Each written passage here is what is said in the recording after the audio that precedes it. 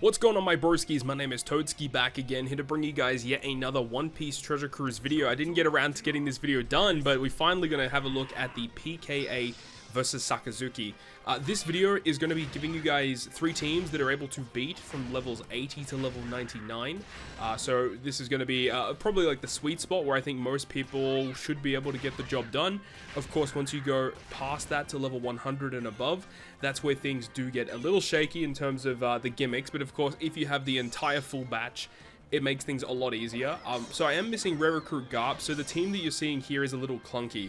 I did already test this specific team against level 100 and above, and unfortunately the damage is a little short in terms of what actually occurs here versus Garp on stage 3, unless if there's some kind of support that I could put on Dadan that gives me a bit of damage bonus. But once you get to level 100 and above, Garp has slightly too much HP, where this effect from Big Mom using her barrier penetration does not work anymore, unless if maybe there's a quick unit I could use instead with barrier penetration in the same slot. I like using Big Mom though because she is boosted, but as I said, the team will have to shift when you move a little bit deeper into this event.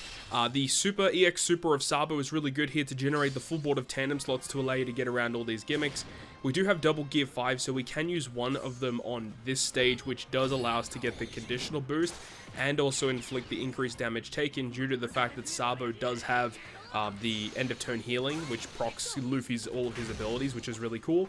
But unfortunately with this setup, it means that we don't get the conditional boost on the final stage. We do still inflict increased damage taken, we just don't get the conditional boost. So things will have to change slightly for this to actually work effectively. But if you do have the Rare Recruit Garp, I do believe that he has capabilities of extending your end of turn healing, which can benefit you to have it on this stage here. I'm not exactly sure the exact methodology you can use in order to get all of the bonuses, but this is what I'm using so far. Works relatively well up until level 99, but of course once you go a little bit deeper, things will have to change.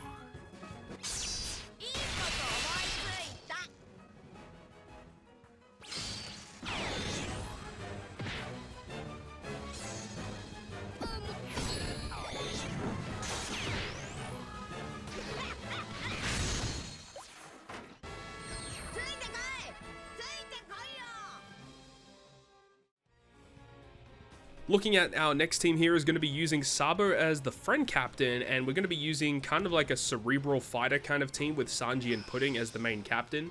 Sanji and Pudding are a relatively high booster in this Pirate King Adventures, so they're not a bad unit to use in this content. And this team's going to really be like a good choice if you got unlucky on the New Year's Sugo Fest and unfortunately didn't pull any of the units.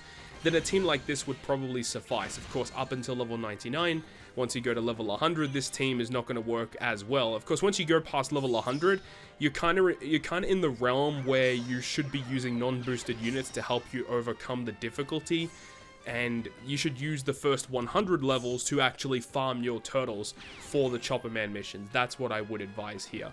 So using Luffy on stage 3 does allow us to get a full board of recovery slots, which enables us to bypass the barrier. And then Brook with his double special launch means we can use it on stage 3 against Garp to remove the resilience. And because the Akainu on stage 5 also has resilience, we can use Brook again there, which works quite well.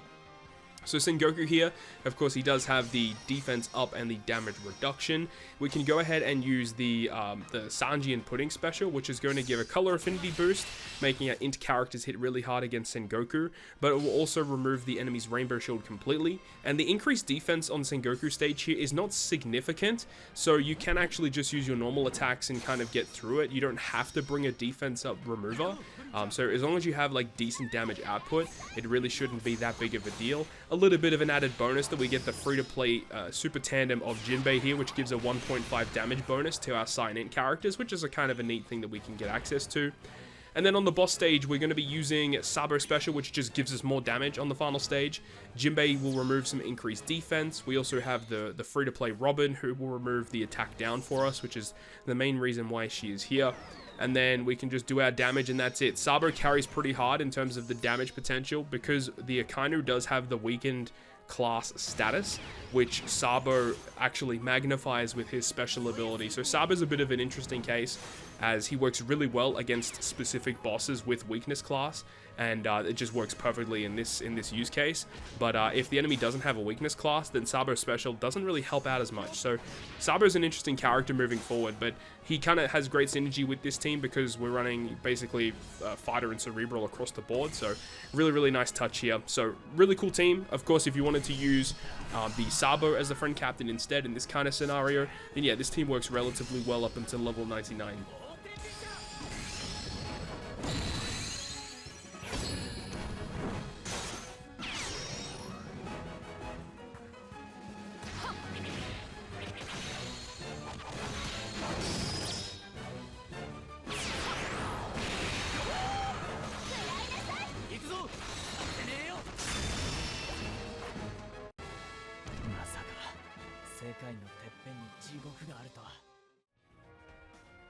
This final team that we're showing here is going to be using Nami, Carina as the captains, because of course they get the accessibility to give you a guaranteed dupe drop at the end of the run. So being able to potentially use this to your advantage to get some bonus drops that way is something that you could potentially look into.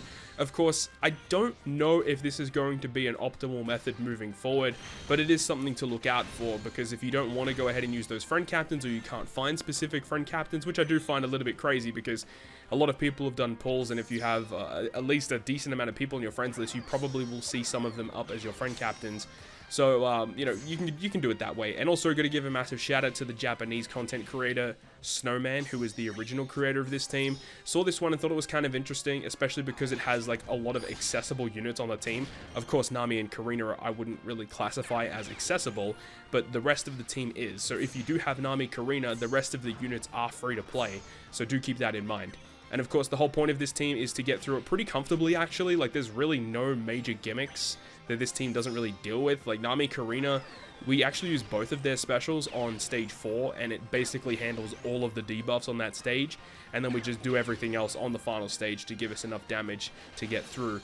The fact that the enemies on the final stage max charge all of your super switch gauges is really strong. It enables us to get the super switch of Sanji and Pudding, which is quite good. Of course, it's supposed to be used with Ace and Whitebeard, being able to get their super switch maxed out so that you don't actually have to stall for it. I think it's a really neat added touch, and hopefully they do continue to do stuff like that in the future, because while it has benefits for the batch and just making the whole Pirate King adventures a much faster way to farm, it really benefits other characters that are also dual units with super switches. So I really think that that's a nice thing. Hopefully they continue to do stuff like that moving forward. But that's going to wrap it up for me for PKA level 99. Hopefully you enjoyed the video today. If you did, make sure to go ahead and leave a like.